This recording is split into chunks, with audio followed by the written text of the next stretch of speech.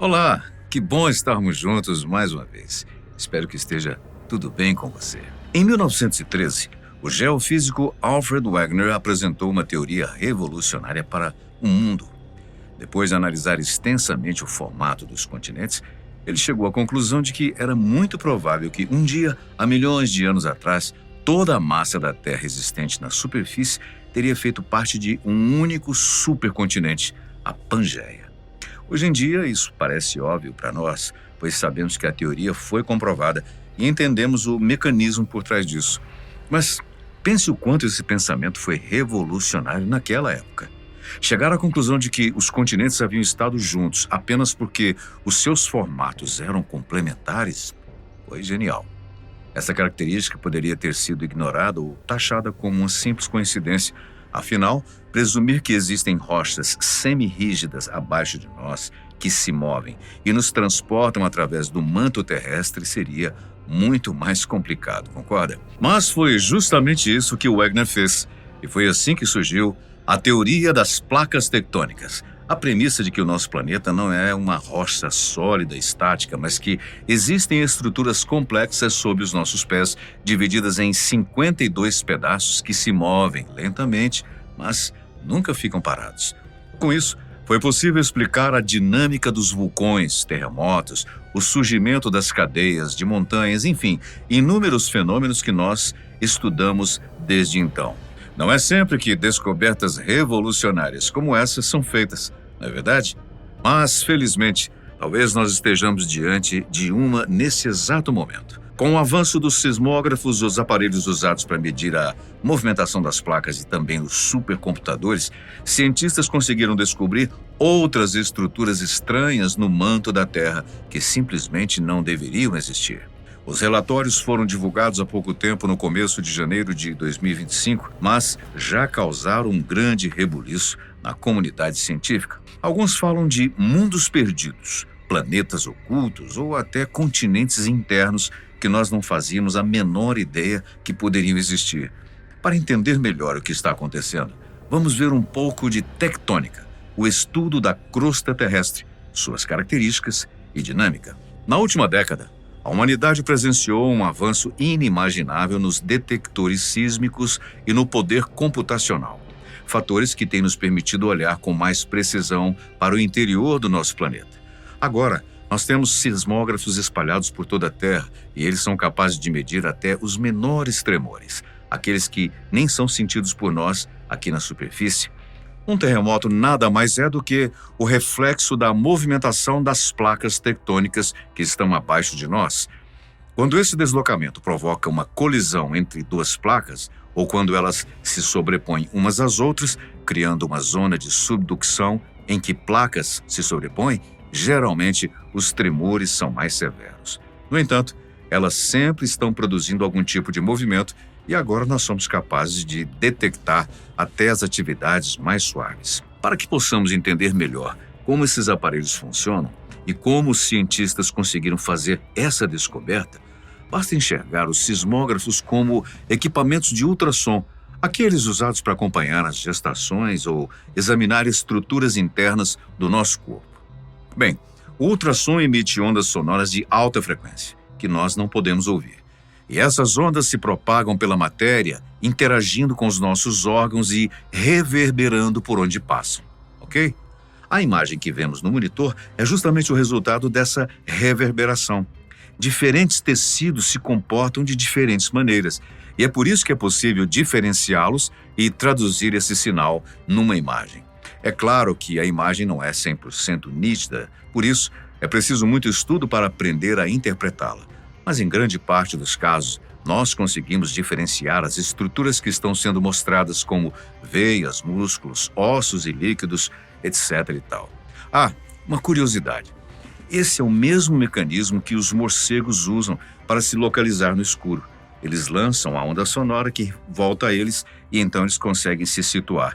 É um princípio que criou e inspirou a criação do sonar, aquele equipamento que localiza objetos debaixo d'água, presente nos radares de aviões e navios. Interessante, né?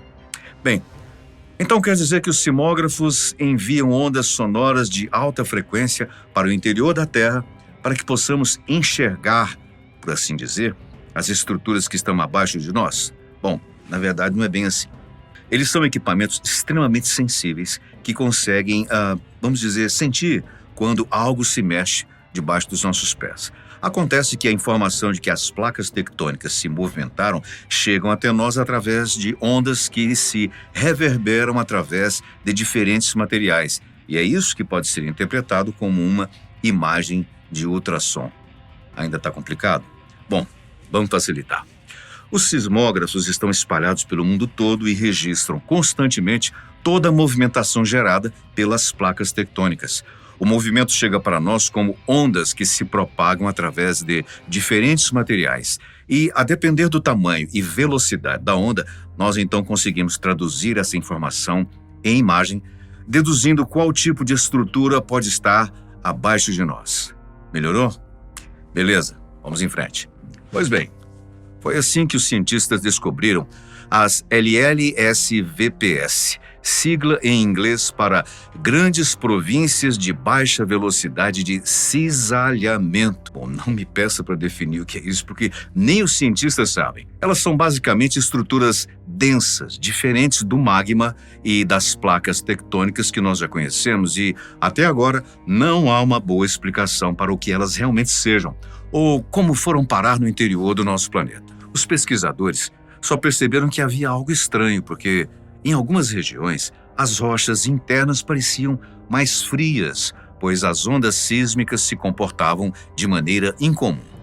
Foi com base nessas anomalias que eles conseguiram revelar essas estruturas desconhecidas sem que fosse necessário perfurar o planeta fisicamente para acessá-las, por exemplo. Na verdade, atualmente isso é impossível, perfurar, pois os nossos equipamentos e ferramentas não conseguem superar a resistência das rochas, suportar aquelas altíssimas temperaturas e a alta pressão existente no interior da Terra. Para você ter uma ideia, a maior perfuração que nós já fizemos tem apenas 12 quilômetros de profundidade. E o modelo usado nessa pesquisa é capaz de analisar estruturas que estejam até 8.000 quilômetros abaixo de nós, uma diferença gigantesca. Aliás, a maior parte das pesquisas em geofísica usa modelos parecidos para fazer suas investigações, especialmente quando se trata de placas tectônicas. Por exemplo, depois de entender que as placas se mexiam e poderiam colidir, os teóricos fizeram suposições de que deveria haver zonas em que essas placas estariam sobrepostas umas às outras, nomeadas de zonas de subducção. E, de fato, as pesquisas comprovaram isso e conseguiram inferir que esse é o mecanismo responsável pela criação de vales e montanhas, tanto na superfície quanto no leito oceânico.